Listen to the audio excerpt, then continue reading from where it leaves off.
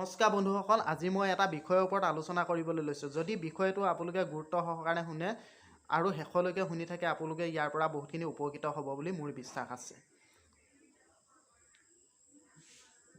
বিষয়টো হ'ল আমি মানৱ জাতিয়ে কৰিবলগীয়া কেইটামান কাম। আমি মানৱ জাতি হিচাপে জন্ম লৈছোঁ যেতিয়া কেইটামান কথাৰ ওপৰত আমি গুৰুত্ব দিব লাগে। আমি নিজকে বেছি পাৰ্গত বা বিশেষজ্ঞ বুলি দাবী কৰিব নালাগে আৰু কোনো এটা কথা আঁতিগুৰি নজনাকৈ সেই বিষয়ত মাত মাতিব নালাগে। আমি ৰাজনীতি মেৰপাকত পৰি দেশৰ বিষয়ত হওক বা অৰ্থ সম্পদ বিষয়ত হওক কোনেও বেয়া পোৱা কাম কৰিব নালাগে। কাকো শত্ৰুৰ দৰে ভাবিব নালাগে বা তেওঁ শত্ৰুৰ দৰে ঘেয় জ্ঞান কৰিব নালাগে।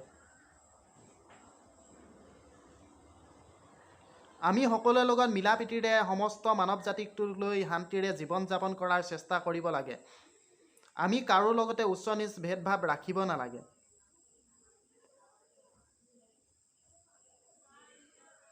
কেতিয়াও আমি বেজাৰ মনে থাকিব নালাগে। সকলোৰে লগত হাঁহি মাতি জীৱন অতিবাহিত কৰিব লাগে। জীৱনত ঘাত প্ৰতিঘাত আহিলেও আনন্দ মনেৰে থকা চেষ্টা কৰিব লাগে।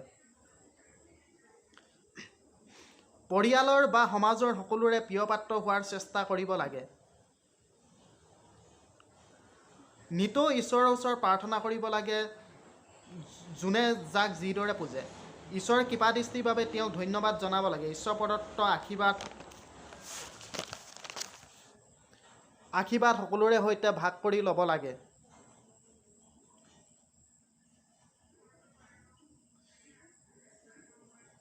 মনত কাৰো প্ৰতি প্ৰতিশোধৰ ভাৱ ৰাখিব নালাগে। আনৰ দুখবোৰ খুচৰাৰ আগতে আমি নিজকে চাই ল'ব লাগে। পাৰিলে তেওঁক বুজনি দিবলৈ চেষ্টা কৰক, আনক দেখুৱাই নহয়।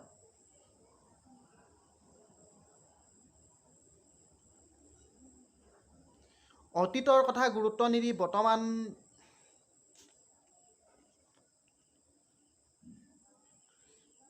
বৰ্তমান আপুনি কি কৰি আছে সেইটোৱে গুৰুত্ব দিয়ক।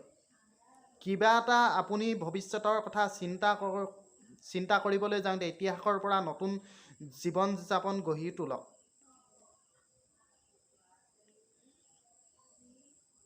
আপুনি সদায় আশাবাদী হৈ জীয়াই থাকিবলৈ শিকক। আপুনি নিজকে নিজে বিশ্বাস কৰিবলৈ শিকক, চেল্ফ কনফিডেন্স। আপুনি নিজক ভাল পাবলৈ শিকক, আনক নহয়। আপুনি দৃঢ় আশাবাদী আৰু বলিষ্ঠ মনক ধৰি ৰাখিবলৈ শিকক।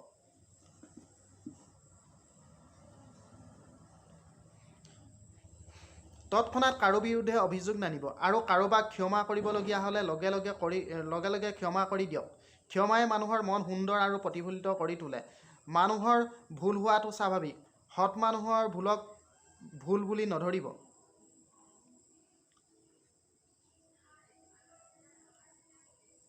সকলো ধৰণৰ সম্পদ আহৰণৰ পাছত তাক আনৰ কল্যাণৰ হকে খৰচ কৰিবলৈ কুণ্ঠাবোধ নকৰিব।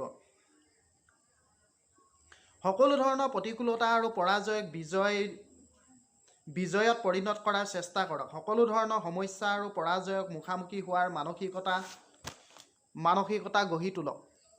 মনত ৰাখিব, এইবোৰ প্ৰতিকূলতা আৰু সমস্যা অস্থায়ী, এদিন সেইবোৰ নোহোৱা হ'বই।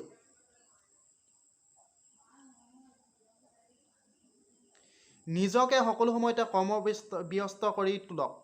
জীৱনত কৰ্মই প্ৰধান বস্তু। কাম কৰিলে আমাৰ শৰীৰ আৰু মন উৎফুল্লিত হৈ থাকে। আমি নিজকে সুস্বাস্থ্য হিচাপে পৰিগণিত কৰিব পাৰোঁ।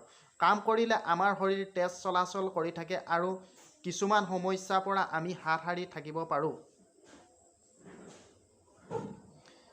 জীৱনলৈ অহা বাধাবোৰৰ পৰা নতুন অভিজ্ঞতা লাভ কৰি তাক জীৱন যুঁজত প্ৰয়োগ কৰক। সমস্যা দেখি পলাব নালাগে, সমস্যাৰ লগত সদায় যুঁজি যাব লাগে। নিজৰ মতে নিজৰ জীৱনটো গঢ়ি তোলক, আনৰ কথা গুৰুত্ব দি নহয়। সাম্প্ৰদায়িক প্ৰশ্ৰয় দিব নালাগে। নিজৰ মনক উদ্ধাৰ কৰি তোলক। নিজেও জীয়াই থাকক আৰু আনকো জীয়াই থকাৰ সুযোগ দিয়ক।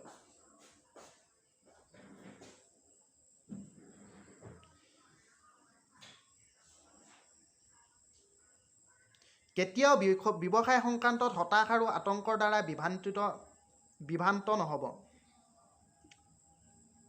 আনৰ পৰিপূৰ্ণ আৰু আন্তৰিক সহযোগিতা লাভ কৰাৰ চেষ্টা কৰিব লাগে।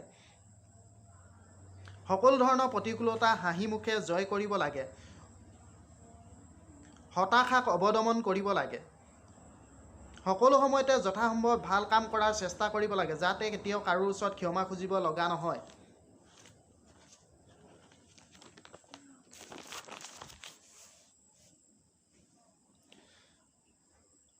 আনৰ মাজতে যিবোৰ নিজাববীয়াকৈ সম্পদ আছে সেইবোৰত কেতিয়াও হস্তক্ষেপ কৰিব নালাগে।